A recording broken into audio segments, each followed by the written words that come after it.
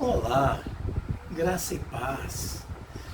Hoje nós estamos aqui com o intuito de comentarmos uma live feita pelo professor Luiz Saião, uma live a respeito de Lucas 23:43.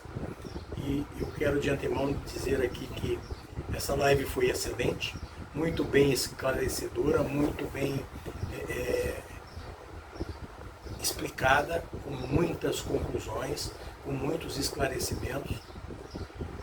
Porém, quando chegou no texto base, que é Lucas 23:43, o professor Luiz Saião se limitou a transmitir para nós, para os internautas, a visão de um grande número de acadêmicos, de um grande número de estudiosos que trazem a visão de interpretação para Lucas 23:43. Só que também ele deixou claro de que existe ainda uma minoria que não concorda com isso, uma minoria que discorda disso. Bom, quando nós encaramos o ponto de vista acadêmico e temos posições favoráveis e posições contrárias, ainda que uma seja mais, outra seja menos, nós vamos entender aí que não há um conceito definitivo a esse respeito, porque um entende de um jeito, outro entende do outro. Ainda que uma maioria entenda de um jeito, uma minoria entenda de outro, mas há divergência de opinião. Agora, ao nosso ver, no nosso entendimento, isso aconteceu porque o professor Luiz Saião, ele abordou apenas o parecer desses acadêmicos, mas não foi ali trabalhado as razões, os motivos que levam a esta conclusão. E é isso que nós vamos fazer aqui hoje, né? Vamos fazer um comentário. Eu quero aproveitar nesse comentário para mostrar algumas divergências desta apresentação que foi feita, do teor interpretativo desse texto de Lucas 23:43, e eu quero mostrar alguns argumentos que são contrários a esta maioria que tem a interpretação conforme expôs o professor Luiz Saião. Nós vamos ver isso com bastante cautela, porém, depois da vinheta.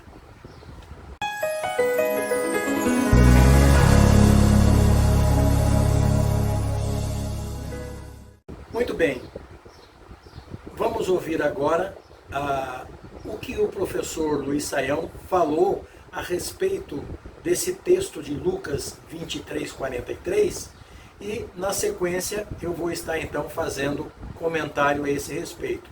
Eu quero abordar aqui 3 itens que completam e ao mesmo tempo contestam aquilo que foi dito pelo professor Luiz Saião. Vamos ouvi-lo então, para saber qual foi o parecer dele, o que foi que ele disse a respeito de Lucas 23:43. Está aqui para a gente olhar o original grego. Atenção, vamos lá que a gente vai olhar de perto. Olha o que diz lá. Lucas diz assim no grego: Kai eipen auto, né? E disse a ele: Amen soi lego, né? Em verdade digo a você, semeron met emu esse ento paradeiso. Ou seja, eu digo a você, hoje comigo estarás no paraíso. Eu coloquei aqui uma tradução inglesa do lado, né? Jesus said to him, assuredly I tell you, today you will be with me in paradise. Eu lhe garanto, hoje você estará comigo no paraíso. Qual que é a questão? Os que discutem o texto vão pegar essa palavrinha aí, que é essa palavra aqui, semeron, né? Essa palavra semeron, que é a última palavra da linha aí, que é a palavra hoje, e vão dizer o seguinte, talvez Jesus tenha dito o quê? Em verdade, eu digo a você hoje, estarás comigo no paraíso. Quer dizer que o hoje, sendo um advérbio, poderia estar ligado ao verbo dizer, lego, né? Ou poderia estar ligado ao verbo esse, estarás, né? E, portanto, você estará, ou tu estarás comigo no paraíso. E a discussão, para alguns, é até assim, dizendo, olha, como o lego está pertinho do sêmeno, quer dizer, é mais provável que Jesus disse, em verdade eu digo para você hoje. Mas qual que é a questão? Se você olhar aí no grego, preste atenção, veja que tem pontuação. Veja que a pontuação colocada ali, depois da penúltima palavra, da palavra lego, antes do sêmeno, tem uma vírgula.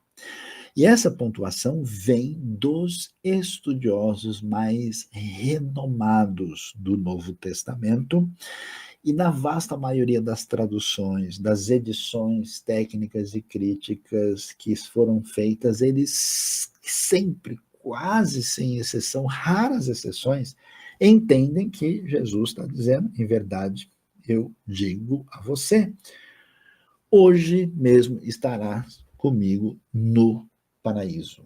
Então, veja, o consenso dos estudiosos, o consenso da literatura, se você pegar aí, escolher, talvez você leia, além do português, espanhol, inglês, francês, alemão, ou qualquer outra língua que você conhece, você vai ver que a vasta maioria das traduções, com razão, entendem que Jesus está dizendo, hoje você vai estar comigo no paraíso. E, portanto, diante desse cenário, a gente volta para o texto e vamos prestar atenção no que está acontecendo lá. Vamos voltar agora para ver o texto todo em português, para observar o que aparece. Então, veja lá. A primeira questão que a gente levanta é que não é estranho, num momento como esse, na hora da condenação da morte, que sentido teria Jesus usar o advérbio de tempo hoje para dizer para esse ladrão algo como a gente vê, olha, na verdade eu digo a você hoje que um dia você vai estar comigo no paraíso. Esse hoje, ele é absolutamente dispensável, ele não faz falta nenhuma na frase. É estranho, né, Jesus usar um advérbio de tempo para marcar simplesmente aquilo que ele está dizendo nesse momento. É por isso, pelo próprio contexto da frase, é que a vasta maioria dos estudiosos das traduções nunca se convenceram da possibilidade que Jesus teria dito, eu garanto a você hoje eu estou garantindo a você, porque esse hoje não tem praticamente nenhuma função real para a promessa que está sendo apresentada. Muito bem. Em primeiro lugar, eu quero dizer que no original em grego, a vírgula que está sendo apresentada no texto, aí na tela do professor Luiz Saião, não existe. No texto original, em grego koiné, não existe esta vírgula. Por que não existe? Porque o grego koiné não apresenta pontuação. A pontuação ela é feita na entonação de voz de acordo com a posição, a função sintática que as palavras apresentam na frase. De acordo com a função sintática que as palavras apresentam na frase, então é feita a entonação de voz e é dado o entendimento do que se quer dizer. Não se tem essa pontuação que está sendo apresentada aí. Esta vírgula que o professor Luiz Saião apresentou, ele mesmo deixou isso bem claro, né? Foi colocada aí pelos estudiosos que entenderam que o lugar da pausa seria aí depois de digo, né? Porque depois sêmeno viria na oração seguinte. Mas eu quero deixar claro aqui que o fato de alguns acadêmicos ter achado que esta vírgula cabe aí, não é um argumento sólido para dar comprovação de que realmente a entonação é esta que está sendo colocada pelo professor Luiz Saião. Muito bem, nós temos aí o verbo dizer, né? E temos aí o verbo estar, digo e estarás. E temos um advérbio de tempo, que é semeron. Semeron é um advérbio de tempo que se refere a hoje. Hoje. Então, dentro deste contexto, nós precisamos entender se semeron está se referindo, está modificando o verbo dizer, que é digo, que a forma verbal é digo, ou se ele está modificando o verbo estar, cuja forma verbal é estarás. Então, este advérbio semeron modifica este ou aquele verbo. Para alguns, ele modifica digo. Então, ficaria assim: em verdade te digo hoje, estarás comigo no paraíso. Para outros, fica assim: em verdade te digo, hoje estarás comigo no paraíso. Então, o advérbio hoje mudou de lugar na primeira no primeiro período e no segundo período. Agora, isto é muito importante, porque nós precisamos saber se este hoje está modificando o digo, então ele se refere à data da promessa. Mas se este hoje está modificando estarás, ele está modificando o momento em que o ladrão e Jesus vão estar no paraíso. Em que tempo eles vão estar no paraíso? Qual é o momento que eles vão se encontrar no paraíso? E segundo esse texto, é hoje. Então, quer dizer, eles estão na cruz, Jesus está na cruz, os ladrões estão na cruz, e Jesus então dá esta garantia para o ladrão: hoje estarás comigo no paraíso. Isto segundo a interpretação destes acadêmicos que o professor Luiz Saião falou e que colocaram a vírgula ali onde ela se encontra. Muito bem. Eu sou dos que não concordo com esta colocação. Por que eu não concordo? Porque as regras gramaticais estabelecem que um período formado por duas orações é um período composto. E se esse período ele é composto, ele pode ser composto por coordenação e por subordinação. Neste caso aí, nós temos, eu não vou entrar em detalhes da gramática, mas vou apenas falar o que acontece. Neste caso aí, nós temos um período composto por subordinação, aonde a primeira oração é uma oração principal e a segunda oração é uma oração subordinada, substantiva, objetiva, direta. Ela faz a função de objeto direto da oração principal. Muito bem. Então, quando nós temos duas orações, normalmente a segunda oração é introduzida com uma conjunção. A conjunção introduz a segunda oração, ligando-a na principal. E, neste caso, nós precisaríamos ter ali uma conjunção que é uma conjunção integrante e que em grego é hoti, né? Então, nós precisávamos ter essa conjunção ali, mas ela não existe. Quando nós olhamos para a gramática sintática do Novo Testamento de William Sanford Lazor diz o seguinte, que quando uma oração substantiva objetiva aparece sem a conjunção, tem-se um caso de síndeto, de assíndeto. Tem-se um caso de assíndeto. E o que é assíndeto? É a falta do síndeto, que é a conjunção. Síndeto é a conjunção. E Lazor ainda completa dizendo que, quando isso acontece, quando uma oração substantiva objetiva é introduzida sem a conjunção integrante, não é um bom grego. Não é uma boa construção gramatical grega. Com isso, Lazor está querendo dizer o quê? Que este grego está sendo usado é o grego koiné, é o grego popular, é o grego do povão, não é o grego clássico, porque senão ele teria a conjunção integrante ali, né, que integrando. Isso é tão verdade que quando nós pegamos a tradução em português, ainda que o semeron, que é hoje, esteja colocado no lugar errado, a conjunção que aparece. Na tradução, o tradutor colocou aqui. Mesmo sem ter, ele colocou. Mas ele colocou por conta dele, porque no texto original não tem. Agora, o semeron ele colocou com uma pausa segundo o entendimento dele. Então, nós precisamos saber aí que dentro da gramática, um advérbio, quando ele está no meio de dois verbos, e aí no caso são dois verbos, um pertencendo à principal e outro pertencendo à subordinada, o advérbio semeron está no meio dos dois. Quando um advérbio está no meio de dois verbos, ele vai modificar o verbo no qual ele está próximo, colado, o que está mais próximo dele. E neste caso, se nós formos analisar, quem está próximo de semeron é digo e não estarás.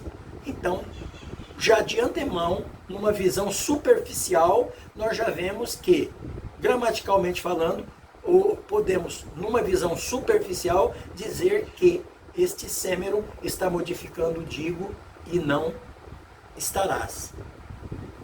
O fato da grande maioria, como disse o nosso querido e amado professor Sayão, o fato da grande maioria das traduções e edições apresentarem o advérbio hoje modificando o verbo estar e não o verbo dizer, isso também não é um argumento sólido. Por quê? Porque as nossas versões em português, basicamente, uma vai sendo cópia da outra. E estas cópias são modificadas de acordo com quem está fazendo a nova versão, naquilo que as pessoas acham que deve ser mudado. Muitas vezes muda-se apenas uma palavra por uma sinônima, só para ficar diferente. Mas outras vezes troca-se uma palavra que muda totalmente o sentido. E então o fato de ser a grande maioria das traduções, a grande maioria das edições, a grande maioria dos teólogos estarem usando isso como base, como fundamento, como argumento sólido para dizer que semeron está modificando estar e não digo, não é um argumento sólido. Até mesmo porque, se nós formos olhar que a grande maioria vem engolindo sapo faz muito tempo, desde o ano 200, do segundo século, do terceiro século para cá, eles vêm engolindo sapo e ninguém ainda percebeu isso. Porque todo mundo, a grande maioria, quer dizer, todos não, né? Porque tem as exceções, mas a grande maioria vem ainda absorvendo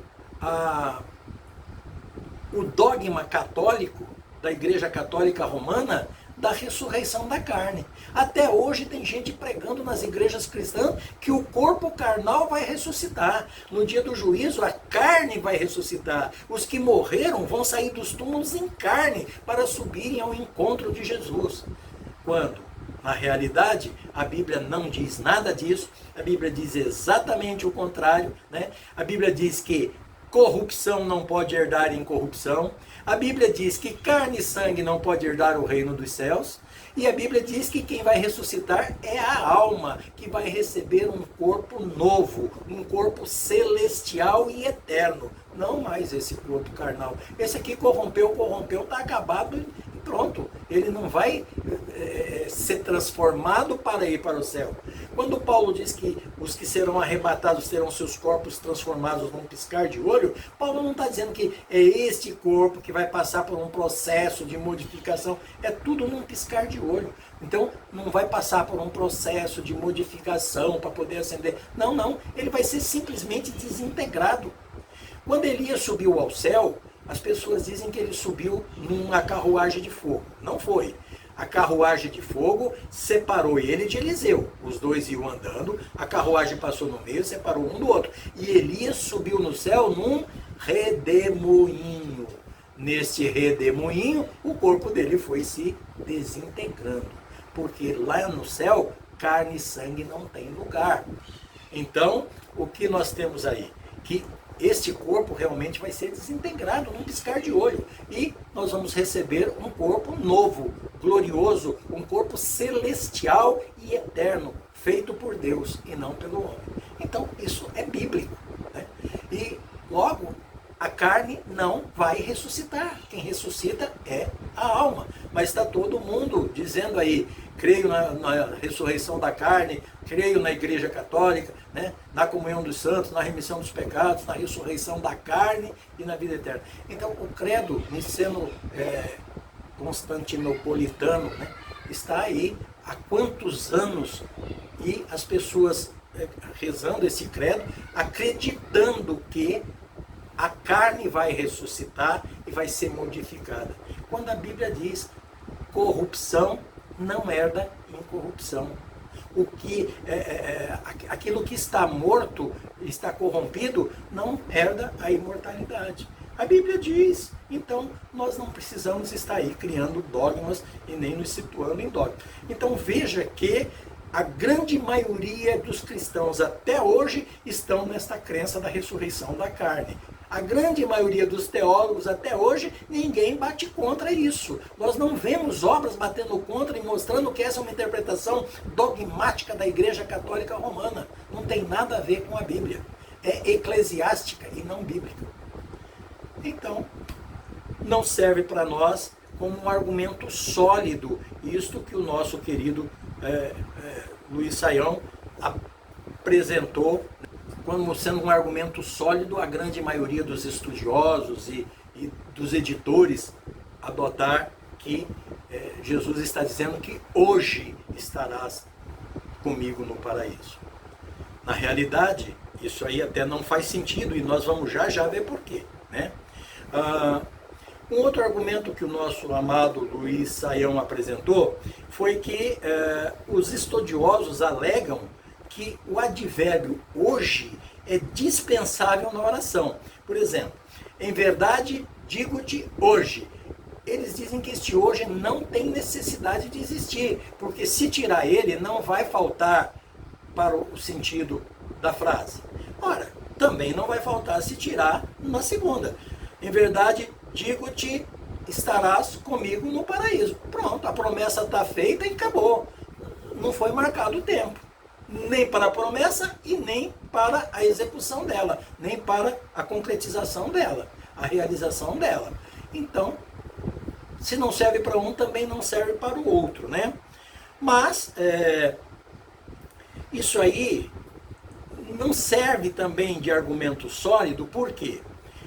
Vamos entender uma coisa aqui definitivamente. Antes de nós ficarmos presos apenas à questão gramatical, nós temos que associar esta interpretação gramatical com a teológica. Se Semeron não faz sentido na primeira oração, porque ele é dispensável, ele pode ser dispensável como fundamentação gramatical para sentido da oração. Mas ele não é dispensável para se enfatizar a oração. E uma das coisas que Jesus sempre mais fazia era enfatizar aquilo que ele estava ensinando. Quando ele ia dar um ensinamento, ele dava ênfase àquilo que ele estava falando. E um dos ênfases que ele mais dá é: em verdade eu te digo, em verdade eu te digo. Né? Então, era comum Jesus enfatizar os seus ensinamentos. Agora, para a ênfase, este Semeron, junto na principal, junto do verbo dizer, ele tem um sentido profundo. Olha, hoje eu te digo, com certeza eu te digo hoje. Olha, com toda segurança eu te digo agora, eu te digo nesse momento, eu te digo hoje. Você vai estar comigo no paraíso. Então, veja bem que é um ênfase para garantir àquele que está ouvindo a promessa de que a promessa será cumprida. Olha, eu estou te dizendo agora, com toda a convicção, estou te dizendo hoje, você vai estar comigo no paraíso. Então, para a ênfase, ele não é dispensável. E muitos versículos bíblicos são usados com ênfase. E existe um outro porém ainda, neste caso, que nós temos que levar em consideração. É que o sentido teológico está perfeitamente de acordo com o fato de que hoje se refere a dizer e não a estar. Vamos entender por quê. Teologicamente falando, a missão de Jesus ali. Qual era esse final da missão de Jesus? Qual era? Ser crucificado, morrer na cruz, descer à sepultura, pregar aos espíritos em prisão desde a época de Noé e ao terceiro dia, após a morte, ressuscitar. Então Jesus morreria na cruz e só ressuscitaria ao terceiro dia. Consequentemente, ele não estaria no dia da morte no paraíso. Se nem Jesus ia estar no dia da morte no paraíso, como é que ele podia garantir para o ladrão que o ladrão ia estar com ele no paraíso exatamente no dia que eles estavam morrendo? Veja o contrassenso da gramática com a teologia, se for pegar dentro desse contexto desses acadêmicos. Porque, na realidade, Jesus só ressuscitaria, depois da morte dele, ele só ia ressuscitar ao terceiro dia. Logo, ele não estaria naquele dia no paraíso. Então, ele não poderia jamais prometer para o ladrão, hoje você vai estar comigo no paraíso. Porque ele não ia estar. Dizer que ele ia descer à sepultura, mas o ladrão ia subir, não pode, porque ninguém podia subir aos céus, senão aquele que desceu. Então, antes de Jesus subir, ninguém poderia subir. Segundo ponto. Terceiro ponto. O próprio Jesus dá esta garantia quando lá no Evangelho de João, no capítulo 20, versículo 17, quando Maria Madalena chega a ele, ele diz, não me detenhas, ainda não subi ao meu Pai.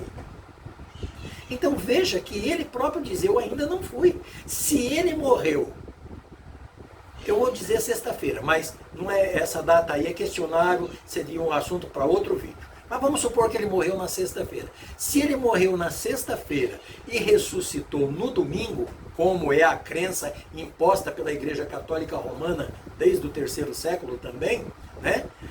Ou até antes um pouco, então, se ele morreu na sexta-feira e ressuscitou no domingo, ele jamais poderia fazer esta promessa para o ladrão de que naquele dia da morte eles estariam juntos, porque ele estaria fazendo uma promessa mentirosa. E ele é o caminho, a verdade e a vida, que leva ao Pai. Logo ele não poderia. E ele ainda não tinha ido ao Pai. Ele só iria ao Pai depois da ressurreição, depois do terceiro dia. Então, não cabe dizer que este sêmero está se referindo a estarás comigo, mas sim, digo hoje, porque ele está fundamentando a data da promessa, que se cumprirá no futuro. Aí sim, nós podemos entender desta forma. Logo, diante desse contexto, nós temos que entender que não tem cabimento fazer a tradução e disse-lhe Jesus, em verdade digo-te que, não tem o que, em verdade digo-te, hoje estarás comigo no paraíso. Não tem, hoje estarás comigo no paraíso. Nem Jesus foi para o paraíso naquele dia, como é que ele ia prometer? E se ele quisesse mandar o ladrão, também não podia, porque o ladrão não podia subir antes dele. Não tem lógica teológica e nem gramatical. Então, eu não sei por que estão batendo tanto nisso de querer ficar com o sêmero modificando estar e não simplesmente porque foi uma tradução que foi feita lá no passado e que veio tomando forma e que todo mundo aceitou e todo mundo pregou isso e agora não querem assumir que estavam pregando uma coisa errada. Só pode ser por essa razão. Eu não vejo uma outra razão para isso. Então, amados, é isto aí.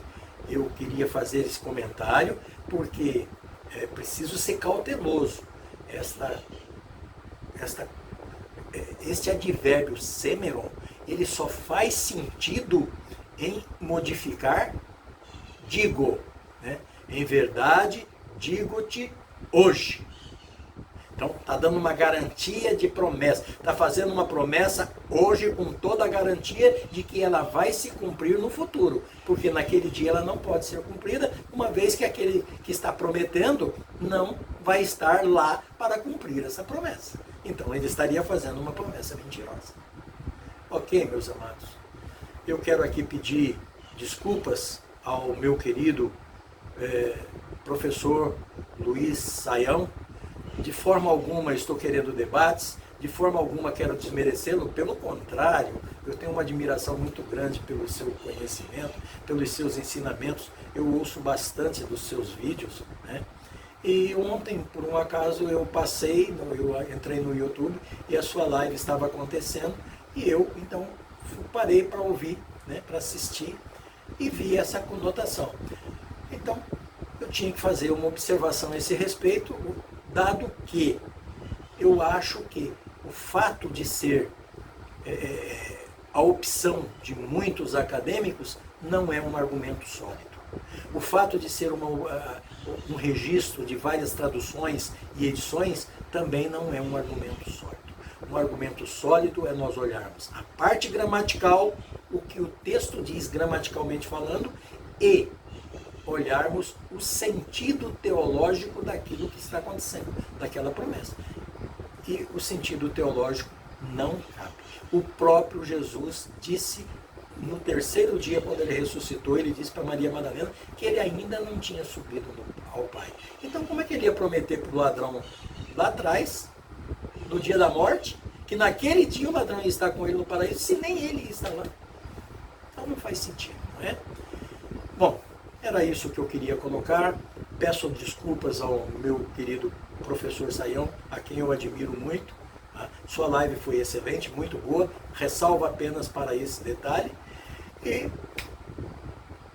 quero cumprimentá-lo com a paz, com shalom, desejando que Deus continue lhe abençoando e conservando essa sabedoria que o senhor tem, muito bom. O senhor tem uma forma muito tranquila e serena de explicar, e isso a gente recebe e entende, né? E quero aqui desejar que Deus, no seu infinito amor e misericórdia, continue abençoando a sua vida, o seu ministério e também a cada uma das pessoas que estiver nos assistindo agora, que possam receber a luz do Espírito Santo com abundância, para que em cada dia saibam qual é a boa, agradável e perfeita vontade de Deus para as suas vidas. Amém? Que assim seja, em nome de Yeshua, em nome de Jesus.